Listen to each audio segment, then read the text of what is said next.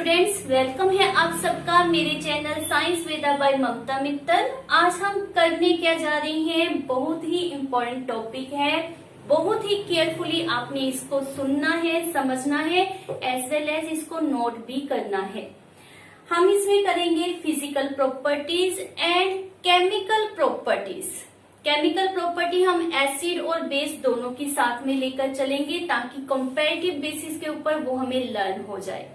Start कर रही है विद द फिजिकल प्रॉपर्टी। वो बहुत ही इजी है, आप पहले भी कर चुके हो। फर्स्ट प्रॉपर्टी, कैसा होता है टेस्ट, बेसिस का they are bitter in test. Clear. Second is they are slippery in touch.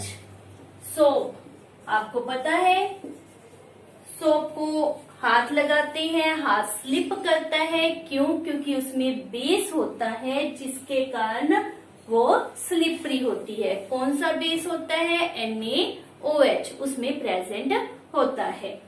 Third one and important, indicator. मैंने आपको पहले भी बताया था कि इंडिकेटर वो सब्सटेंसेस होती हैं जो बाय कलर चेंज हमें बताती हैं कि गिवन सब्सटेंस एसिड है या फिर बेस। तो बेस जो होते हैं they turns red litmus into blue. Bases जो होते हैं वो रेड लिटमस को ब्लू में कन्वर्ट कर देते हैं।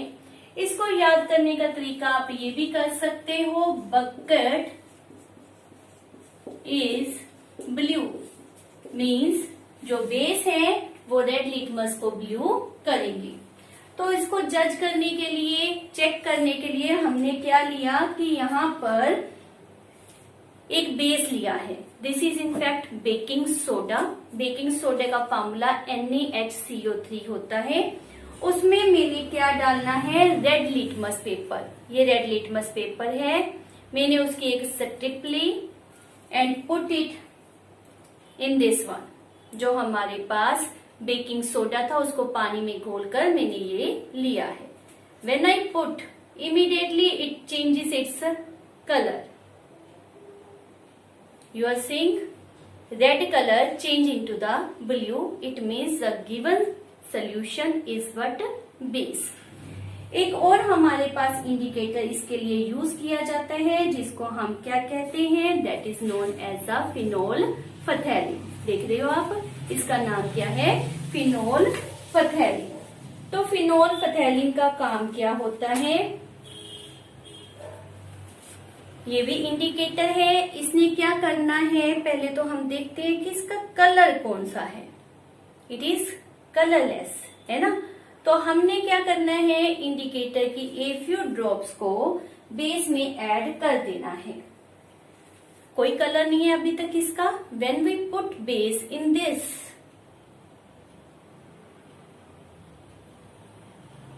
Are you seeing the colour change take place? It appear, कौन सा कलर आ गया? पिंक, है ना।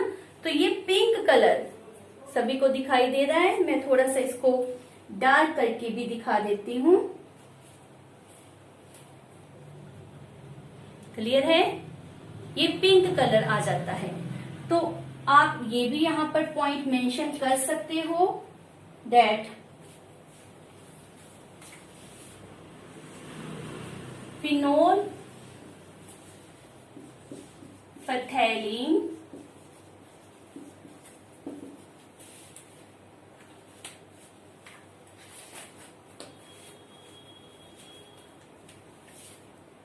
changes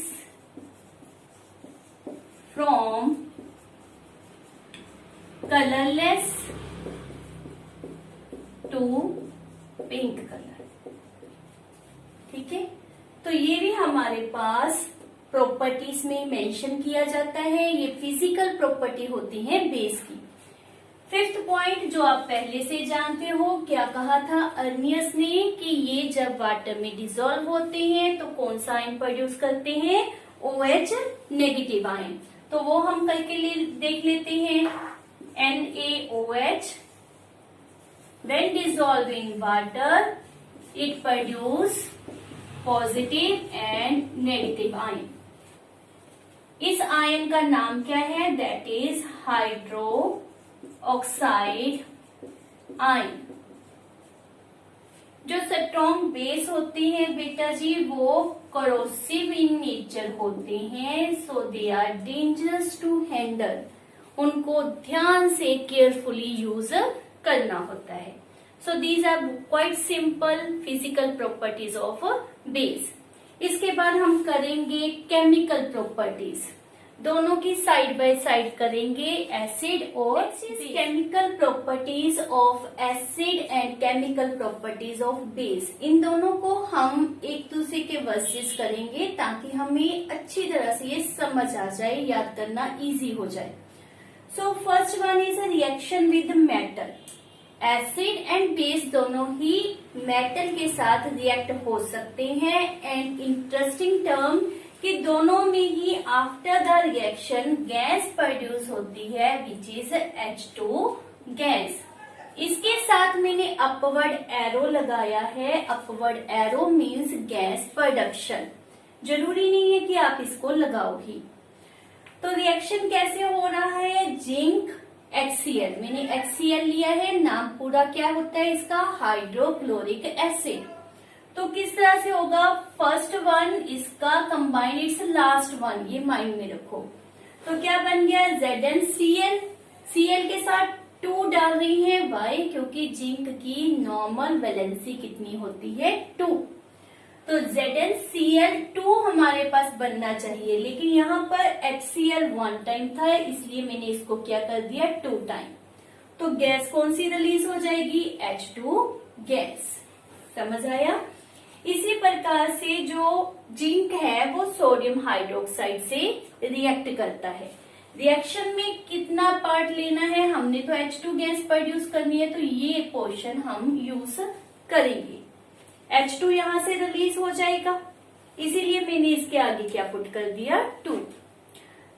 फॉर्म क्या होता है इसमें? इसको हम कहते हैं सोडियम, शॉर्टकट में मैं SOD डॉट डाल रही हूं, that is sodium zincate.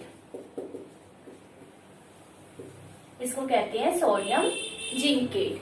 N2ZnO2 sodium zincate, ये आपके पास फॉर्म होगा। Property is reaction with metal oxide.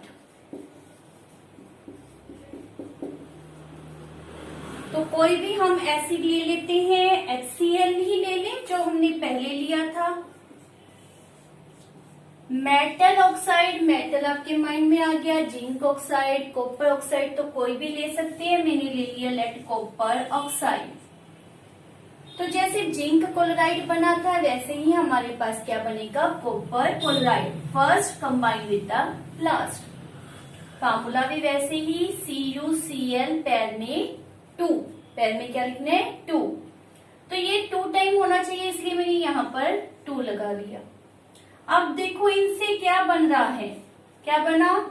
H2O। क्या बन जाएगा? वाटर। समझ आया? ठीक, आप अपनी अब प्रैक्टिस करो। Take a time. Calcium oxide plus यहाँ पर मैं सल्फ्यूरिक एसिड लिख देती हूँ। बहुत सिंपल है, करके देखो, फिर मैं बताऊंगी। करो 1 मिनट में।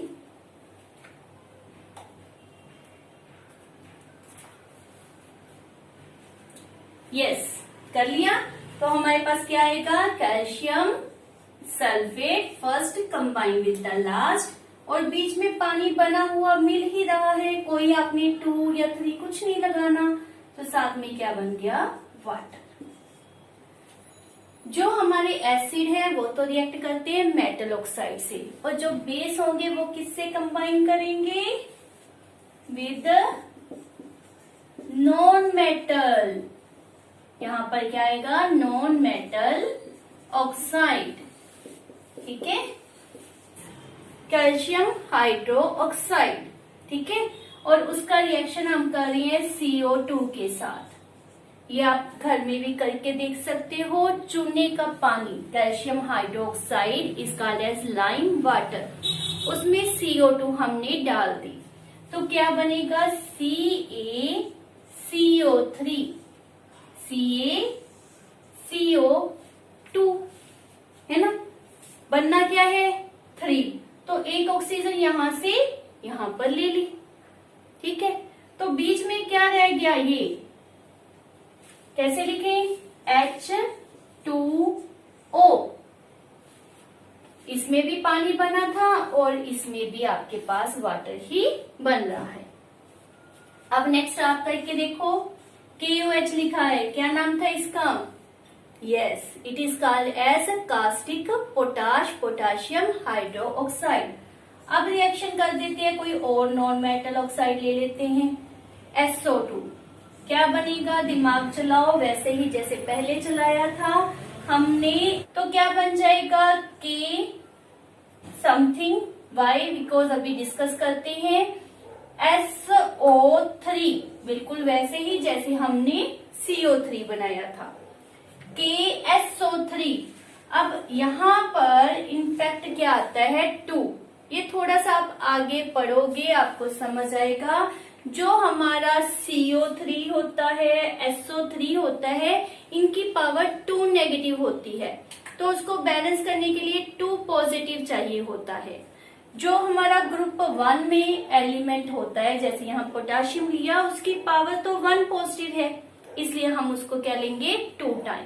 अगर कैल्शियम लिखा था तो उसके साथ 2 क्यों नहीं लगाया, क्योंकि वो दूसरे ग्रुप में से है, उसके ऊपर ऑलरेडी 2 पॉजिटिव होता है। तो हमारे पास यहाँ पर क्या आ जाएगा K2SO3, इनमें K2 टाइम है, सो यहाँ पर 2 लगा लें, K2 आ गया, SO2 और एक ऑक्सीजन उसने यहाँ से कैरी कर ली, तो लेफ्ट इज व्हाट, वाटर। तो आप देख रहे हो फर्स्ट केस में जब हमने रिएक्शन विद मेटल किया था, वेदर एसिड का या बेस का H2 प्रोड्यूस होता था। सेकेंड केस में जब हम ऑक्साइड के साथ रिएक्शन कर रहे हैं, तो दोनों ही केसेस में क्या प्रोड्यूस हो रहा है, वाटर। ये हमने माइंड में रखना है। नेक्स्ट इज एसिड जो होते हैं, दे रिएक्ट विद बेस,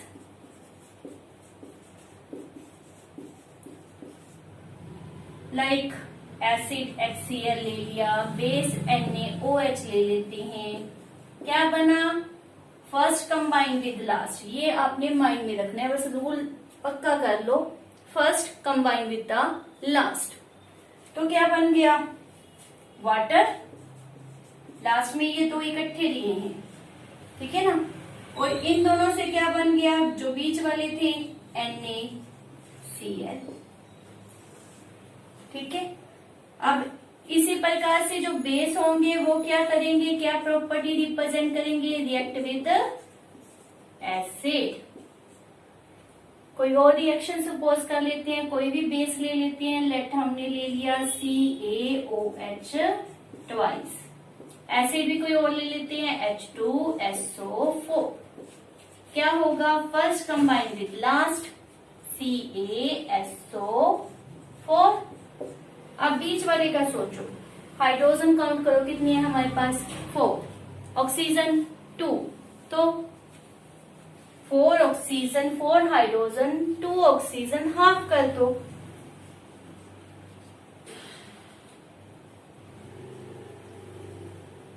क्या लग रहा है, बन सकता है, बनेगा। तो हमारे पास when acid react with base, या you can say base react with acid, तो फॉर्म क्या होता है, salt and water. This process whether acid react with base or base react with acid form salt and water, इसका एक specific नाम है जो पेपर में आपसे क्वेश्चन की फॉर्म में पूछा जाता है। तो वो नाम क्या है, that is known as neutralisation reaction. इस रिएक्शन को हम क्या कहते हैं, न्यूट्रलाइजेशन रिएक्शन। न्यूट्रल कर दिया मतलब अब ना तो एसिड ना ही बेस। तो न्यूट्रलाइजेशन की डेफिनेशन पूछी जाए तो क्या देंगे हम? When acid react with base to form salt and water, that reaction is called as neutralization reaction. आपके पास रेफर कर दे metal react with acid give reaction. अब मेटल भी आपने सोचना है कि क्या मेटल का नाम दें, कौन सा एसिड लें, zinc plus HCl, magnesium plus H2SO4, कोई भी आप सोच सकते हैं। पर एक छोटी सी बात दिमाग में रखना, हमारे पास एक होती है रिएक्टिविटी सीरीज जो आप आगे 9th क्लास 10th क्लास में पढ़ोगे। बहुत सी मेटल होती हैं जो रिएक्टिव होती हैं, तो वो तो एसिड से रिएक्ट कर जाएंगी, लेकिन फ्यू मेटल्स है that is copper, silver, gold. ये मैंने उनके सिंबल डाले हैं। Cu मतलब कॉपर, Ag मतलब सिल्वर, Au मतलब गोल्ड। Copper, silver, gold. दिमाग में लाने के लिए ऐसे कह सकते हो कि जो क्वाइंस होते हैं वो किस चीज के बनते हैं? पहले तांबे के बनते थे कॉपर, सिल्वर के भी बनते हैं। आप मार्केट में जाओ, ज्वेलर से कहो सिल्वर क्वाइन चाहिए, वो देगा। गोल्ड के भी बनते हैं। तो जिनके क्वाइन बनते हैं, इनफैक्ट इन तीनों को हम कहते हैं क्वाइनेज एलिमेंट। क्या नाम होता है इनका? Coinage element. ठीक है, तो इन तीनों का एसिड से रिएक्शन होकर कुछ नहीं आता, मतलब ये रिएक्शन नहीं देते। They don't give reaction with acid, ये दिमाग में। और एक एसिड दिमाग में रखने हैं, that is nitric acid. Formula याद कर लो, दैट इज HNO3। नाम क्या है? Nitric acid HNO3। इसमें बहुत ज्यादा ऑक्सीडाइजिंग प्रॉपर्टी होती है, जिसके कारण जैसे ही H2 प्रोड्यूस हुई बैक रिएक्ट कर जाती है एसिड से। तो मीनिंग H2 गैस रिलीज नहीं होती when any metal react with nitric acid. When any metal react with nitric acid, no production of H2 take place. ये कुछ एक्सेप्शनल से केसेस हैं जो हमने याद करने हैं कि ये 3 क्वाइन बनाने वाली मेटल जो है वो एसिड के साथ रिएक्शन नहीं देंगी, और जो नाइट्रिक एसिड है वो H2 गैस प्रोड्यूस नहीं करेगा। अब हम करते हैं इससे next topic. Now is the last property, that reaction of acid with metallic carbonate. Metal carbonate मतलब जैसे Mg, कार्बोनेट किसके लिए टर्म होती है? CO3 के साथ। तो MgCO3, CaCO3, ये क्या होते हैं? Metallic carbonate. मेटल कार्बोनेट आपने दिमाग में रखने। कार्बन डाइऑक्साइड पता है, दैट इज CO2। अब कार्बोनेट में क्या होता है? CO3। तो रिएक्शन कैसे होगा? वही हमने जो फंडा यूज किया था फिर से अप्लाई कर रही हैं। जो बीच वाले हैं उनको आपस में रिएक्ट करवाना है, Ca और NO3 को। जो ये NO3 होता है किस में पढ़ा था हमने? नाइट्रिक एसिड में। आया दिमाग में? Nitric acid. यहाँ H, उसकी वैलेंसी तो आपको पता ही है, पहले ग्रुप से बिलोंग करता है, 1 होती है। तो इसकी कितनी होगी? वो भी 1। प्लस माइनस चाहे आप ना दिमाग में लेकर आओ, वैसे इसकी प्लस में और इसकी माइनस में होती है, मतलब दोनों की 1-1 है। ठीक है, लेकिन जो हमारे पास यहाँ पर कैल्शियम है वो दूसरे ग्रुप से बिलोंग करता है, उसकी कितनी होती है? 2। तो जब इसको इसके साथ जोड़ेंगे तो ये 2 टाइम में ये भी 2 टाइम आना चाहिए। तो कैसे लिखेंगे हम? CaNO3 2 time. ये समझो कि कैसे कंपाउंड बना। दोबारा एक बार फिर देख लो, CaNO3 था, इसकी होल के ऊपर 1 होता है और इसके ऊपर होता है 2। हमने अब चेंज करना होता है, Ca के पैर में 1, NO3 के पैर में 2। We exchange the valencies। तो कैल्शियम नाइट्रेट, जहां पर भी NO3 आ जाए उसको क्या कहते हैं, नाइट्रेट। CO3 आ जाए, कार्बोनेट। SO4 आ जाए, सल्फेट। ये आपने याद रखना है। सल्फेट, कार्बोनेट, नाइट्रेट, इसी तरह से फॉस्फेट, वो आगे आगे हम करेंगे। मेन ये 3 आपके सिलेबस में है जो आपने याद रखनी है। तो ये दोनों तो आपस में जुड़ के भैया, यहाँ पर हमने कह दिया 2 आना चाहिए, तो यहाँ पर भी 2 लगाओ।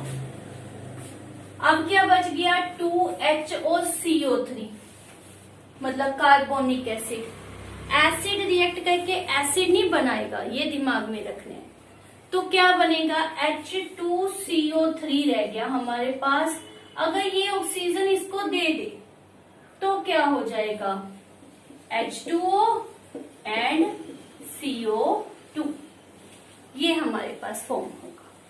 ठीक है, ये दिमाग में रखना है। तो प्रैक्टिस करो, इस केस और इस केस में क्या होगा।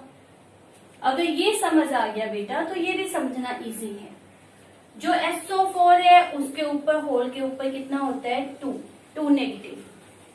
और दूसरा है हमारा Mg, जो आपको पता है सेकंड ग्रुप से बिलोंग करते होते हैं, उनके ऊपर कितना होता है, 2 पॉजिटिव। एक्सचेंज किया, 2 से 2 कैंसल आउट, क्या रह गया, MgSO4। पीछे रह गया कार्बोनिक एसिड। मैंने कहा एसिड से एसिड प्रोड्यूस नहीं करना, तो क्या करेंगे, वेरी गुड, इंटेलिजेंट, समझ आ गया आपको। इस केस में बीच वालों को आपस में जोड़ना है। Ca कितनी होती है वैलेंसी, 2। Cl 17 ग्रुप का मेंबर है, तो इसमें क्या सपोज करना होता है, दूसरी तरफ से जब आप चलते हैं, मैंने आपको क्या समझाया था, 18 को 0, 17 को 1, 16 को 2। तो 17 ग्रुप का मेंबर है, इसलिए इसकी पावर क्या आएगी, 1। एक्सचेंज इट, बना। तो हमने क्या रेफर करना है, साथ वाला वही। ये जो CO2 हर एक केस में प्रोड्यूस कर रहा है एज ए फिज एक्शन प्रोड्यूस होता है जब ये गैस बाहर निकलती है। जब आप कोल्ड ड्रिंक को खोलते हो, एकदम से जो आवाज प्रोड्यूस होती है उसको हम क्या कहते हैं, फिजिंग। तो फिज प्रोड्यूस होने का कारण क्या है, CO2 गैस इवॉल्व हो रही है। मेटल कार्बोनेट क्या बेस से रिएक्ट करते हैं, तो आंसर इज नो, ये रिएक्ट नहीं करते। तो यहाँ पर हमने रिएक्शन नहीं देना, हम क्या कह देंगे कि जो मेटल कार्बोनेट है वो बेस से रिएक्ट नहीं करते। ठीक है, ये हमने दिमाग में रखना है कि ये बेस से रिएक्ट नहीं करेंगे। तो इसकी एक और प्रॉपर्टी हम रेफर कर रहे हैं, that is reaction of base with the ammonia salt, ammonia N। ठीक है, मतलब इसमें नाइट्रोजन होता है। तो ये हमने अमोनिया साल्ट ले लिया। रिएक्शन बिल्कुल सिंपल है, कॉर्नर वाले आपस में, बीच वाले आपस में बातें करते हैं। बस दिमाग में रखो कि कॉर्नर वाले आपस में रिएक्ट करते हैं और बीच वाली सब्सटेंसेस आपस में रिएक्ट करती हैं। तो हमारे पास क्या बनेगा, क्या बन सकता है, NaCl। फिर क्या रह गया, NH4OH, ये तो फिर बेस आ गया है ना। बेस ने रिएक्ट किया और नया बेस प्रोड्यूस कर दिया, नहीं करेगा। जैसे एसिड रिएक्ट करके एसिड प्रोड्यूस नहीं कर, ऐसे ही बेस रिएक्ट करके बेस प्रोड्यूस नहीं करता। तो यहाँ पर अमोनिया हाइड्रोक्साइड नहीं बनेगा, तो क्या करें, इसको हाइड्रोजन दे देगा। ये क्या रह गया, NH3 एंड वाटर, ये हमारे पास प्रोड्यूस होगा, NH3 एंड वाटर। तो यहाँ पर जो NH3 गैस निकली है इसका नाम क्या था, अमोनिया गैस, और ये बहुत ही गंदी स्मेल प्रोड्यूस करता है, जिसको हम रेफर क्या कर रहे हैं, इट प्रोड्यूस पंगेंट स्मेल। ये आपने माइंड में रखना है। तो स्मेल करके हमें पता चल जाता है कि इसमें से अमोनिया गैस रिलीज हुई है। वन थिंग और मान लेते हैं, कोल्ड है, मान लेते हैं डिटेक्ट नहीं हो रहा, पता नहीं चल रहा कि ये अमोनिया गैस ही है। तो एक और तरीका है, लेट्स सपोज टेस्ट ट्यूब में इन दोनों का रिएक्शन हुआ और आपके पास अमोनिया गैस निकली। इसके ऊपर मैंने मॉइस्ट रेड लिटमस पेपर रख दिया। अब आपने क्या पढ़ा था कि जो रेड लिटमस पेपर है वो बेस के कारण ब्लू में कन्वर्ट हो जाती है। कैसे याद किया था, बकेट इज ब्लू, है ना। तो यहाँ पर अगर अमोनिया गैस, ये तो याद है ना कि अमोनिया गैस का नेचर क्या होता है, बेसिक। अगर अमोनिया गैस रिलीज हुई है तो इसका कलर रेड से ब्लू हो जाएगा, और होता है जब इन दोनों का रिएक्शन होता है तो वहां से कंफर्म हो जाएगा कि गैस कौन सी रिलीज हो रही है, ammonia gas. This is all about reaction of acid, reaction of base. इसको जैसे मैंने टेबल बना के आपको याद करवाई है वैसे ही याद करनी है। माइंड में ग्रुप रखो बेटा जी, जो आपने मेरी पहली वीडियो में पढ़े हैं, किस तरह से कंपाउंड बनाने हैं, फर्स्ट ग्रुप, सेकेंड ग्रुप, और इस तरफ हमारे पास 13, 14, 15, 16, 17, 18 को यूज नहीं करते, 0, 1, 2, 3, 4, और यहाँ पर 1, 2, 3, 4, फिर 3, 2, 1, 0। इस तरह से हमने इसको लर्न किया था, और इसी तरह से इनको जोड़ना होता है जब कंपाउंड बनाते हैं। तो वही मैंने आपको यहाँ पर कंपाउंड बनाते हुए समझाया है। यदि एग्जाम में कोई क्वेश्चन आता है तो हो सकता है आपके पास रिएक्टेंट दिए हों, मतलब ये दोनों दे दिए, ये वाला खाली छोड़ा हुआ है, आपने वहां पर रिएक्शन लिखना है। दैट इज इजी, वो आप कर सकते हो, इतना पढ़ लिया कर सकते हो। बट थोड़ा सा टफ करके क्या डाल देते हैं कि आपको रेफर कर दिया, how acid react with metal carbonate give reaction. अब आपकी प्रॉब्लम है कि आपको एसिड का नाम भी याद हो, आपके पास मेटल कार्बोनेट ये भी याद हो, फिर आप यहाँ पर पहुंचोगे, फिर रिएक्शन लिखोगे। इसीलिए आपको अ नंबर ऑफ रिएक्शन दिए हैं मैंने, ताकि आपके माइंड में कुछ भी आ जाए, कोई भी मेटल आ जाए, कार्बोनेट आपको पता है, कोई भी एसिड हो, रिएक्शन आप दे सकते हो। तो दोनों तरीकों से याद करना है, वेदर रिएक्टेंट दिया है, वेदर रिएक्टेंट नहीं दिया, सिंपली आपके पास सिर्फ ये लिखा है। दोनों तरीके से आपके पास क्वेश्चन आते हैं, तो आपने माइंड में रखना है। एक 3 तरह के एसिड हमने याद किए हैं, सल्फ्यूरिक, कार्बोनिक और नाइट्रिक। एक और है हाइड्रोक्लोरिक। तो ये आपके पास मैचिंग में भी पुट कर देते होते हैं, लाइक दिस, और इस तरफ उनके उल्ट पुल्ट नाम रेफर कर देते हैं। जैसे कहीं पर लिख दिया नाइट्रिक एसिड, कहीं पर लिख दिया कार्बोनिक एसिड, कहीं पर लिख दिया सल्फ्यूरिक एसिड, और कहीं पर लिख दिया हाइड्रोक्लोरिक एसिड। और आपने क्या करना होता है, इनको मैच करवाना होता है। This is very interesting and important one. तो ये आपके पास क्वेश्चंस होते हैं।